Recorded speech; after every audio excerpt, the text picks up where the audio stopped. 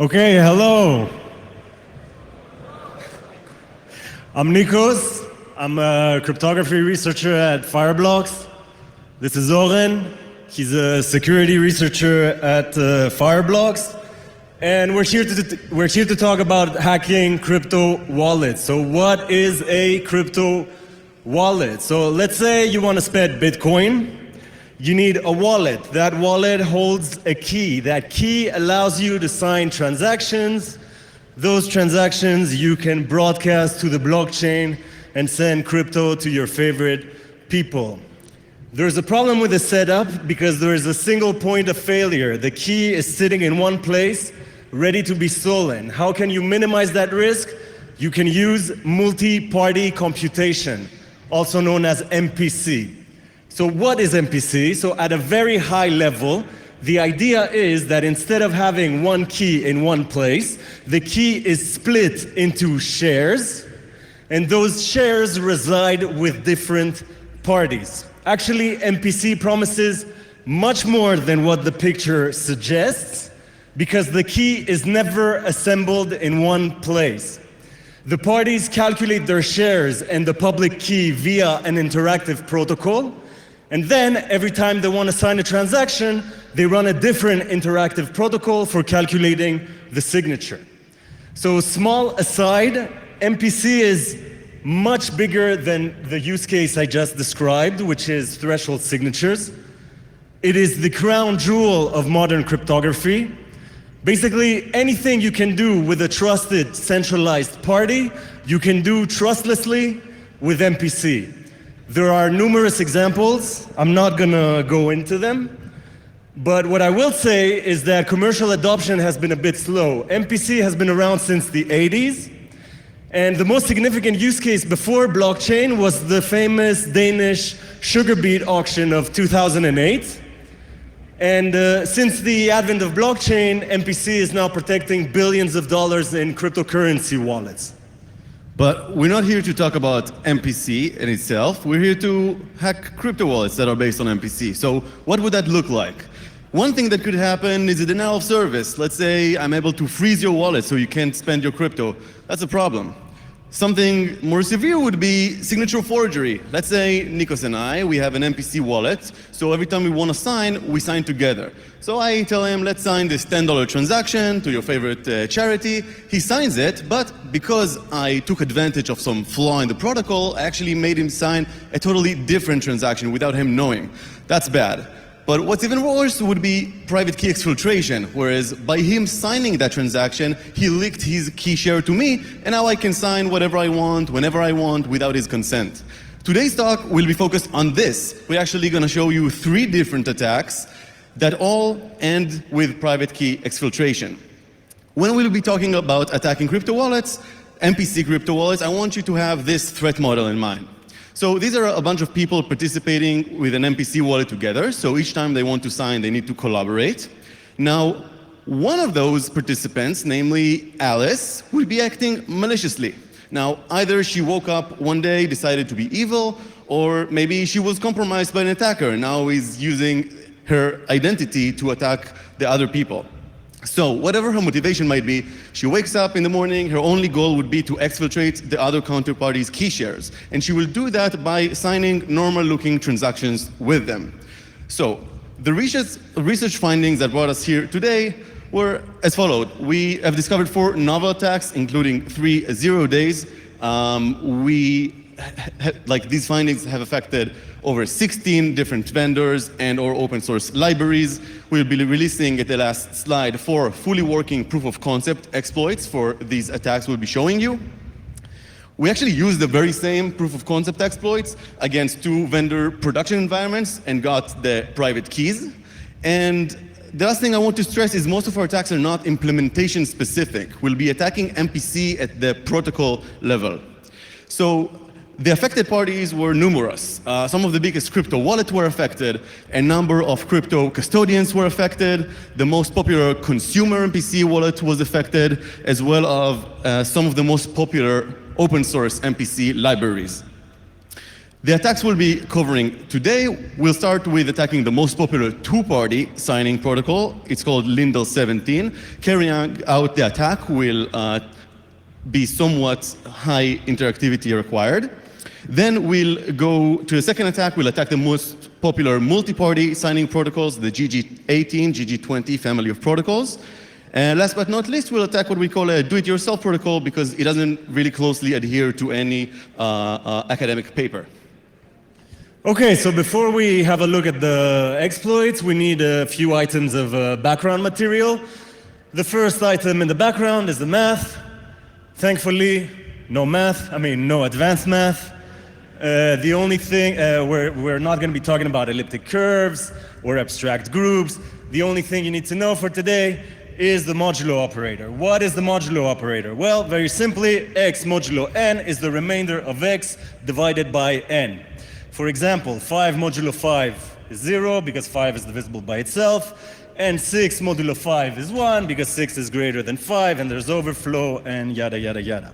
Great. Second item in the background is homomorphic encryption. This is a cool thing. So what is it? It is a special kind of encryption that allows computation on encrypted data without decrypting the ciphertext. That's very important to note. So, for example, let's say Alice sends an encryption of the number 42 to Bob. So here and throughout the talk, we will be using color coding. Red for values that Alice knows, blue for values that only Bob knows. So Bob receives this thing and he can operate on it. For example, he can multiply by the number 2 and he can add the number 100. He does this obliviously without knowing what's happening inside the ciphertext. Alice, after receiving the resulting ciphertext, can decrypt it and learn the result without ever knowing what Bob exactly did to the ciphertext. So there are many kinds of homomorphic encryption. I'm not going to dive into them today, but we will be looking at the most vanilla kind, which is parameterized by a public key, n. This is a number, and it's the product of two big primes. This detail will become relevant later in the talk. So the last item in the background is the ECDSA signature scheme. This is the most important signature scheme in the blockchain space. It is used by Bitcoin, it is used by Ethereum, among other blockchains. And the protocols we'll be looking at implement this scheme. So how do you generate an ECDSA signature? It goes something like this. First, you sample a random number k. This is a secret, and it is chosen afresh with each signature. It is also called the ephemeral key. Then, to calculate the signature, you simply compute a function of the message to be signed, the ephemeral key, the private key, as well as an ECDSA constant that everybody knows that we denote by L. So that's for one party. What about multi-party? What about two parties? Well, the idea that we've already alluded to at the beginning of the talk is that instead of having the secret material residing in one place, the secret material will be split between the parties. Okay, so having covered the background, now we can move on to our first exploit. We will show you how to compromise the Lindell 17 protocol, implementations of the Lindell 17 protocol. And in order to explain how to compromise it, I need to tell you what the protocol is. So it goes something like this. So first, there's a key generation phase where the parties choose random key shares. So that would be X1 for Alice and X2 for Bob.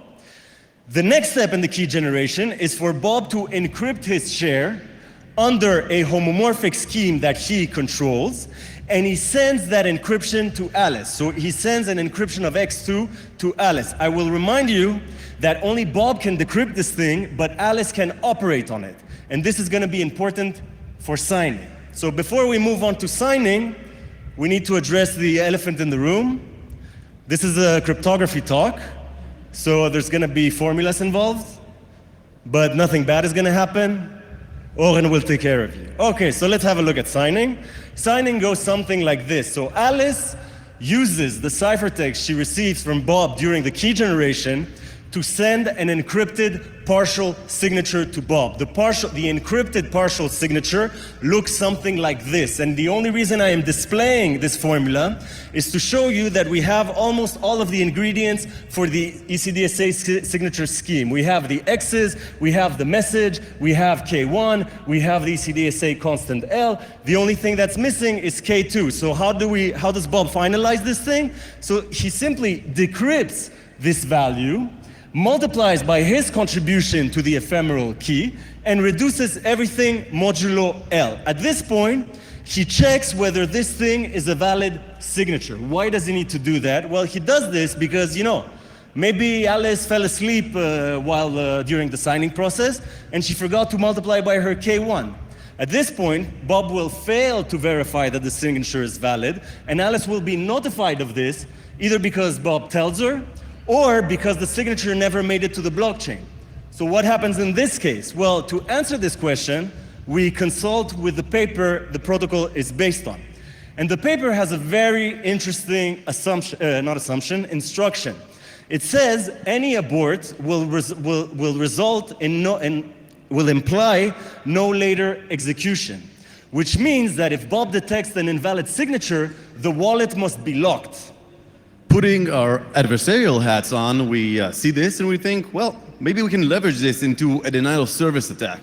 Maybe we can act as Alice and send some garbage nonsense partial signature to Bob, and now the wallet's supposed to be locked, right? So we went on to code this. We found some open source implementation of the Limbendel 17, and we tried to do this. To our surprise, nothing happened. Basically, we tried again and again, and the wallet was never locked. So we were kind of devastated by our failure to mount some denial of service attack, and we went back to the drawing board. We're trying to understand, wait, if this assumption, this instruction is part of the paper, why is it there in the first place? So the paper is actually very clear about why it's important. It says the only problem is that Alice may send an incorrect partial signature to Bob, in which case the mere fact that Bob aborts or not can leak a single bit about Bob's private share of the key. Now, taking this intuition and taking it to its logical conclusion, we might think of an hypothetical attack that looks something like this. First, Alice would craft a malicious signature that would fail to verify depending on a single bit of Bob's key share, and then she will see if it verifies or not. Then she can do this again and again and again, every time by seeing if the signature verified successfully or not, knowing if that specific bit is 1 or 0. 256 signatures later, bam, she has the entire key share of Bob. She can combine it with her own and sign away without his consent. So this is very easy, to do in PowerPoint with pictures, but to actually get the math to do this, you need a cryptographer like Nikos. So that's where we stopped relying on the paper and we had to think for ourselves. And what we did is we had a long, hard look at the partial signature that Alice sends to Bob. And we tried to mess around with it. We tried to tinker with the X, we tried to tinker with a message, nothing happened. We tried to tinker with a K, again nothing happened. But then the crypto gods smiled on us because we had the following breakthrough. We realized that if Alice switches the modulus, so instead of using the L parameter of ECDSA, she uses the N public key of the homomorphic encryption scheme, these two values are equal after Bob decrypts, if and only if x2 modulo k1 is equal to 0. So I will spare you the mathematical mumbo jumbo and I will give it to you in a picture. Basically, when Alice switches the modulus, the following thing happens. If the signature is valid, x2 is divisible by k1. And I will remind you that k1 is the value that Alice controls and she knows. If the signature is invalid, then x2 mod k1 is not equal to 0. And this is very good for the attacker because this already gives a way to learn the least significant bit. Why? Because Alice can simply set k1 equals 2. In this case, she mounts the attack, she switches the modulus, and she obtains leakage x2 modulo 2 equals 0 or not. And this is exactly Bob's least significant bit. Okay, so that's one bit, but what about the rest of them? So for the next bit, you can use the next power of 2, namely 4. When you mount the attack, you obtain leakage whether whether x2 is divisible by 4. So this is great leakage if x2 is already divisible by 2. Because if not, then the leakage that you actually want is x2 minus 1 is divisible by 4. And to obtain this leakage, well, what you need to do is you need to do some math. You need to massage the algebra. You need to add an offset to the partial signature in order, an offset that depends on whatever you already know of Bob's key. And this will give you the leakage that you actually want. So, to summarize, in order to exfiltrate the ith bit, you set k to be the ith power of 2. You offset the Alice's partial signature by a value that depends on whatever you already know about Bob's key. And in the end, depending on whether the signature fails or not, you obtain leakage, the ith bit of Bob's key share. We didn't leave it at this, and we want to see if it would actually work. So we went out, we found the most popular open source implementation of the Lindell 17 protocol. It was published by Zengo. And we tried to see if we could make it work. So this is how the POC looks when it's run. As you can see on the right-hand side of the screen, every signature leaks us a single bit of Bob's private key share. Depending whether the signature failed or not, we know whether it's 1 or 0. We only need to do this 256 times. Now, it may sound a lot, but it only takes a couple of minutes. And bit by bit, we leak his entire key. Now we can combine it with our share of the key, and we have the entire private share. We can print it in hexadecimal format, load it to MetaMask or your favorite crypto wallet, and you're done. So we've disclosed this to all the affected vendors, and they've since mitigated it. How did they do that? Well, they simply followed the paper's specification. So, like, after you see that there was a failed signature, just don't sign again. Now, this works, right? It mitigates the attack. But there are also other ways that you might want to do it, where you don't get a possibility of a denial of service attack. And to explain a possible way of doing that, we'll need to introduce a new cryptographic primitive. It's called a zero-knowledge proof. What is a zero-knowledge proof? Basically, it's a proof that yields the validity of a statement and nothing else. So, to illustrate with an example, let's say Alice encrypts some number x along with a zero-knowledge proof that that number is within some range, for example, 1 to 42. Now, Bob can receive this and verify the zero-knowledge proof and be certain that what he has is indeed an encryption of a number between 1 and 42, but he knows nothing else, only what the zero-knowledge proof wanted him to know. So taking the intuition of this thing, we could maybe add a zero-knowledge proof to the protocol in order to make sure that Alice cannot deviate from calculating the partial signature in the way the protocol says she needs to do. Well, congratulations, you've learned how to compromise implementations of the most popular two-party signing protocol, also how to mitigate it. And we're on to our second attack of the day, which is attacking the most popular multi-party signing protocol, meaning it can be 2 parties, 3 parties, or 100 even. So this has affected many vendors and open source projects. So when we talked about the Lindell 17 protocol, we actually explained how it works, like start to finish. But the Digi protocols, the thing with them is they're very complicated. They actually, to sign, they require between 7 and 9 rounds of communication. So we don't have time to explain all of that, and actually we don't even need to, because the entire thing happens during the very first round. The very first round implements what's called a multiplication to addition. So let's dive into that. What is it? It's a way to transform 2 multiplicative shares, k and x, into 2 additive shares, alpha and beta, where this equation applies. So how does the paper say that you could do that? It says that Alice needs to encrypt her multiplicative share k, along with a zero-knowledge proof for doing just that, and send it over to Bob. Bob now can operate on this homomorphically encrypted value. He doesn't know what it is, but he can multiply his multiplicative share, his x, his key share, and to make sure that Alice doesn't learn anything about his x, because that would be terrible, he adds a mask to mask it. Now Alice decrypts this, she gets alpha, Bob gets beta by being equal to minus mask, and as you can see, it so happens that k times x is equals to alpha plus beta. There's one very important thing that we need to know about this. In the case of ECDSA, where X and K are 256 bits, the mask needs to be sufficiently large, needs to be bigger than 512. Now, why is that? To give an intuition of how this masking works, we're going to use some visualization of small numbers. Let's say we didn't even use a mask. If Alice would decrypt and get this value, the X times K, she knows K, right? She could just divide it by the K she knows and get X in the clear. So that's why we need that mask. Now, adding the mask actually works. It masks it. Although she knows K, she doesn't know the mask, so she can't learn anything about Bob's X.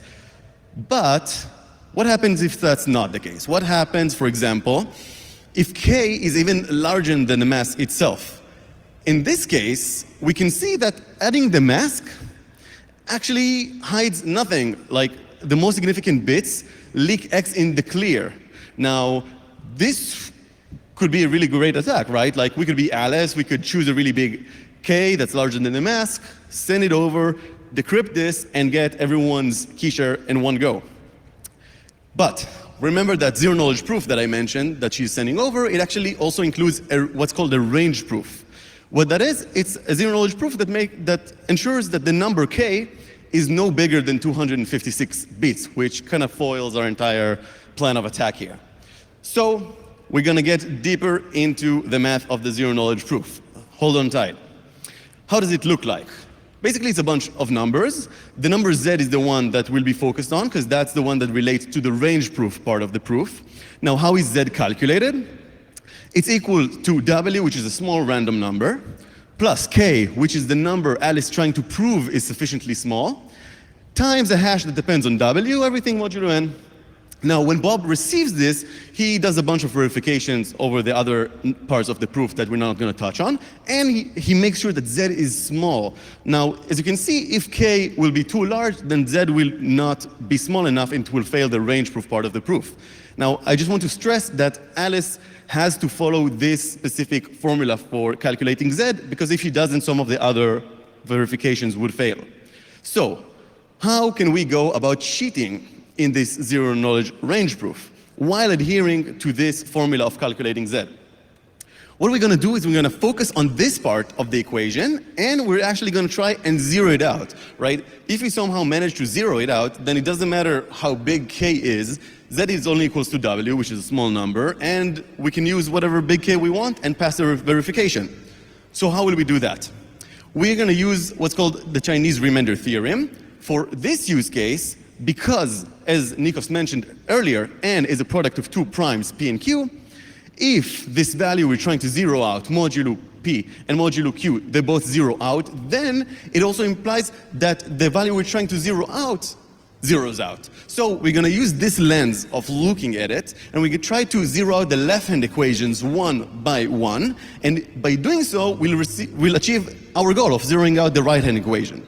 So one by one, we start with the first one. It's actually surprisingly simple, because Alice is free to choose whatever K she wants.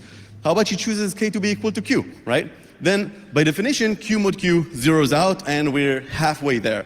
The easy half, though. So how do we go about the second part? How do we zero out this value modulo P? What happens if this hash that depends on W happens to organically land on a multiple of P? Well, that would be fantastic, right? So is it likely to happen? No, but what if we brute force W, such as the hash that depends on it happens to be a multiple of P? Is this feasible, you might ask yourself? The question is, no, it's not at all feasible, because the paper says that N needs to be 2048 bits, which makes P and Q both over 1,000 bits. Now that's impossible to brute force, and if we could brute force that, right, we might as well just brute force X, which is 256 bits. So what can we do? How about during the key generation phase, which happens once per wallet, Alice, instead of choosing N to be comprised of two equally sized prime numbers, she would choose N to be comprised of two very asymmetrically sized prime numbers, whereas P can be as small as 16 bits, which is brute forceable in an instant. And we can have Q to be sufficiently large to make up for the desired size of N. Now, some of you might be thinking, well, maybe the protocol says that there's a zero knowledge proof to prevent us from choosing such an N. It turns out that there is no zero knowledge proof that prevents us from using such an N. There is no ZKP for no small factors. The only thing that the parties check is whether n is square free, and I'm not going to get into the technical definition of square freeness. But it sounds like, we have a way, we have a hook, we have a way to get the goods. We can inject this n with a very small p, then we can choose k to be equal to q, then we can cheat in the range proof, and then when we receive the MTA response, we can get all the x's in the clear. So, are we done? Not so fast. Because, remember the MTA formula? So this is what Alice obtains during the MTA. Well, in reality, there is a pesky modulo n operation happening there implicitly. And it's unavoidable. I'm not going to get into why it's unavoidable, but it's unavoidable. And it's very annoying for the following reason.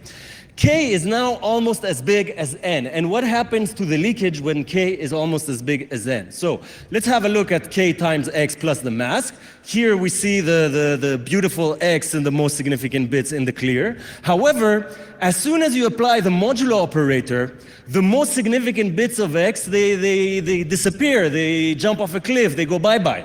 And the only thing that remains is a small leakage of X. How small? What Alice obtains using this attack is X mod P, and P is a 16-bit prime.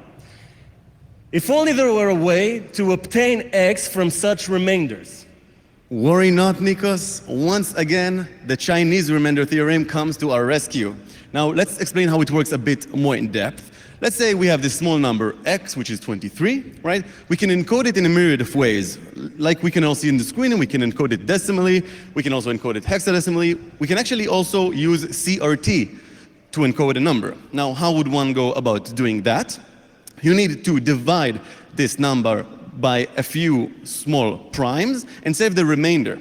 Now, just using this information, the primes and the remainders, you can feed them into CRT to reconstruct the original number fully. Now, it looks a bit like magic, but it also has some limitations. Namely, it would only work to encode a number that is smaller than the product of the primes. In this example, using the primes 3, 5, and 7, you could only encode a number as big as 105. We're trying to encode a number as big as 256 bits. So to do that, we'll need 16 small primes that are each 16 bits of size. So if we can get these 16 remainders by the leakage that we explained earlier and feed them all into CRT, we have Bob's quiche, right? That could work. Anything stopping us? Yes. We only have one N. Remember? While K is chosen afresh during every signature generation, N is chosen once per wallet during the key generation phase. So we only have one P value, so we can only do this to achieve the very first leakage. So, bear with me. What if, during the key generation phase, Alice, instead of choosing N to be this handsome-looking value that is a product of two primes, she would choose N to be this monstrosity that is a product of 16 small primes plus times a prime that is as big to make up for the desired size of N. Well, some of you might be wondering, well, isn't there some zero-knowledge proof in the protocol to make sure that you can choose this monstrosity? It turns out that there is no zero-knowledge proof before checking the biprimality, because the only thing that the parties check is whether N is square-free, and I'm still not telling you what square-freeness is. So, we're at the finish line. We can extract all of these moduli by injecting the N and then choosing the K and then cheating in the range proof and then obtaining the leakage. So how does it work? Well, when we had the normal looking N, we set K equals Q and we obtain leakage X mod P. Now that we have the bizarro N, we set K equals N over Pi and we obtain leakage X mod Pi. And we need to do this in 16 different signature generations. 16 different signature sessions. In the first one, we're going to use the first K, it's going to give us X mod P1. In the second one, we're going to use the second K, it's going to give us X mod P2. And so on and so forth until we get the 16th leakage. We feed everything into the CRT algorithm and we obtain X in the clear. So, once again, we went to see if this crazy idea would work. We found an open source implementation of the GG20 protocol and we gave it a try. So We start by choosing 16 small primes to make our bizarro n, and then we start signing. Each time we choose k, we cheat in the range proof, and we get the desired leakage. Now, we need to do this. We need to sign 16 times, each time getting one of those leakages, and then we can feed all of this information into CRT. Once again, combine it with our own key share, and we can print the full private key in a beautiful hexadecimal format, load it up, spend away, no need for consent of any of the other parties. Once again, we've notified all the affected vendors. They've since mitigated this attack. How would you go about mitigating such an attack? Well, you could add those zero-knowledge proofs for making sure the well-formedness of n, so Alice can choose this bizarro n that is needed to carry out the attack. Well, congratulations. We're done with the second attack. We're on to the third and last. Great. So in the last few minutes, we will show you how to compromise what we call a do-it-yourself protocol that we found in the wild. For this protocol, we will be exfiltrating the key in a single signature. Actually, we're going to do that in less than a signature. We're going to do it in the first round of the first signature generation. So what does the protocol look like? So it is also an MTA-based protocol. However, here, there are no zero-knowledge proofs accompanying the ciphertext that the parties send to each other. Furthermore, the mask now is chosen to be as big as n. And this is important because now our previous attack is no longer relevant, because it doesn't matter how big k is, what's inside the encryption is always hiding the x. Okay, so what can we do about it? Well, we can do a lot about it, because without the zero-knowledge proof, Alice can send something that's not even a ciphertext. She can send, for example, the value 4. In doing so, and by choosing a carefully crafted n, specifically one that is not square-free, Bob will inadvertently send back his x in the clear. Actually, it's not exactly in the clear. You need to do some data processing, and there's a bunch of primes involved, and you need to do CRT, and then you need to brute force a bit, but everything happens in seconds. All right, so you could think about this attack as a condensed version of the previous one, whereas instead of getting the 16 leakages in 16 signature, we get all of them in one signature, do the brute forcing offline, and then use CRT to reconstruct the key. Now, this demo is going to go fast, so do not blink. We start the signing, we do the MTA phase, we get the leakage, we do the brute forcing, we feed it all into CRT, and voila, we have the private key.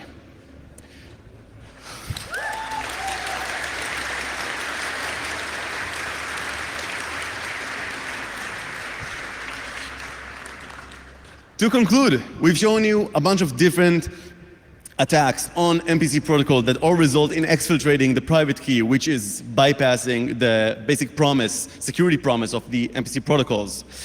I don't know, I hope that you might find this as interesting, as exciting as we do, because this is a new space. The cryptography is really interesting, and it could really use as many researchers, as many smart people's eyes looking over, making sure everyone's implementing this stuff correctly. Here you can find all the proof of concept source codes that we've showed you today, as well as a technical white paper explaining the math in more depth than you could have ever dreamed of. And thank you very much for coming. Thank you.